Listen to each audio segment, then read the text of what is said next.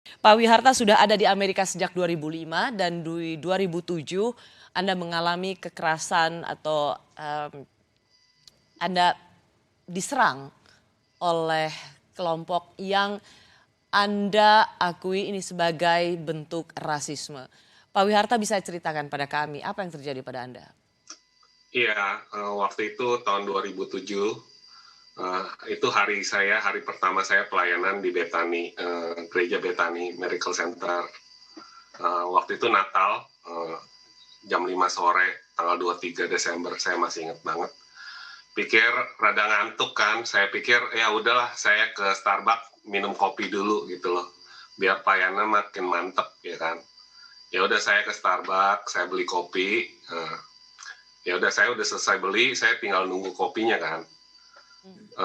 Ambil meja paling depan, ya udah saya tunggu. Tiba-tiba ada bapak-bapak masuk ke dalam. Bapak basa-basi, dia mengeluarkan sesuatu dari kantongan plastik kertas. Lalu dia menghajar saya berkali-kali sampai saya rebah ke bawah.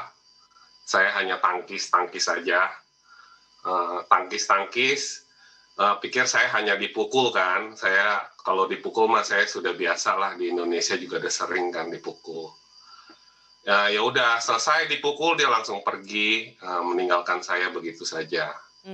Ada banyak Setelah itu orang saya nggak di sana, bangun. Pak Wi? Ya, Banyak orang nggak di sana? banyak, Banyak. kurang lebih ada sekitar 11 orang Ada yang memberikan karyawan. bantuan pada Anda, Pak Wi?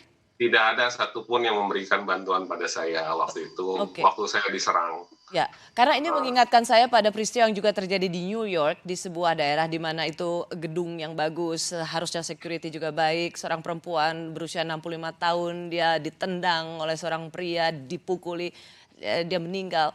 Ada orang-orang yang menyaksikan itu justru dari di balik gedung nutup pintu tanpa berusaha menolongnya. Apakah Betul perasaan yang sekali. sama juga Anda alami beberapa tahun yang silam melihat seorang perempuan Asia dipukuli, ditendang, dan tidak orang banyak melihat tapi tidak memberikan bantuan sedikit pun?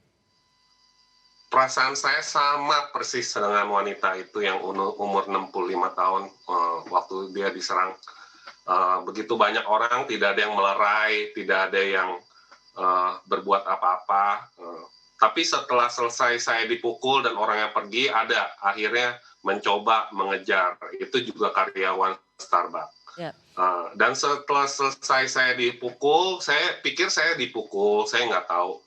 Tahu-tahu saya mau minta tolong kan, saya mau ngomong sesuatu nggak bisa, saya nggak tahu kenapa. Seberapa parah Anda, Pak Wi? Ternyata, hah? Seberapa parah waktu itu Anda dapat serangan? Wah, waktu itu saya nggak tahu kalau saya itu sudah ditusuk gitu berkali-kali. Jadi bibir saya itu terbelah dua gitu loh. Sampai saya tidak bisa berbicara. Karena waktu itu lagi ada kayak trauma gitu, jadi aku nggak berasa sakit sama sekali gitu loh. Cuman aku mau coba ngomong nggak bisa. Tahu-tahu darah banyak banget keluar dari muka saya kan. Saya coba mau minta tisu sampai ada orang yang lari ke belakang, ketakutan melihat muka saya gitu loh. Ya udah, akhirnya langsung polisi datang, ambulan datang. Lalu dikatakan kalau paru-paru saya itu kolaps karena tertusuk oleh benda tajam. Saat itu saya waktu di Indonesia juga udah pernah dibacok orang, waktu itu dirampok kan, motornya kan. Wah, itu aja cuma sekali gitu loh dibacok. Ini berkali-kali gitu loh. Muka saya, badan saya, sampai belakang saya berkali-kali. Wah, ini kayaknya udah waktunya nih. Tapi Anda Saya udah tetap shock kan. survive. Ya, udah waktunya ini kayaknya. Ini bukan sekali, ini berkali-kali. Aduh, itu barang-barang yang saya pakai, kan pakai jas, pakai sepatu, pakai celana itu khusus buat pelayanan kan, itu semua saya pinjam dari adik ipar saya gitu loh. Itu baju perkawinannya dia gitu. Waduh, bolong-bolong gimana Tapi itu ini? jangan-jangan itu yang menyelamatkan Anda, Pak Wiharta.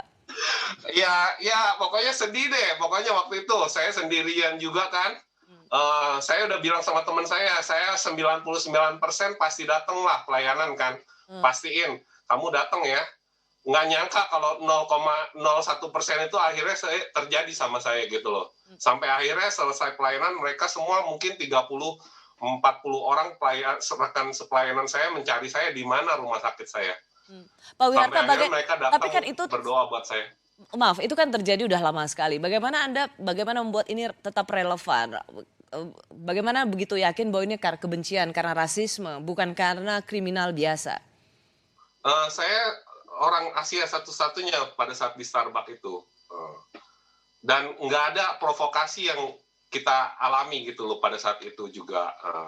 Saya hanya duduk saja di sana, diam, tidak melakukan apa-apa gitu, hanya menunggu kopi saya, tiba-tiba saya diserang tanpa sebab akibat. Saya pun tidak kenal sama dia. Saya pun tinggal rada kurang lebih setengah jam dari Starbucks itu, karena tempat saya pelayanan dengan tempat saya tinggal beda.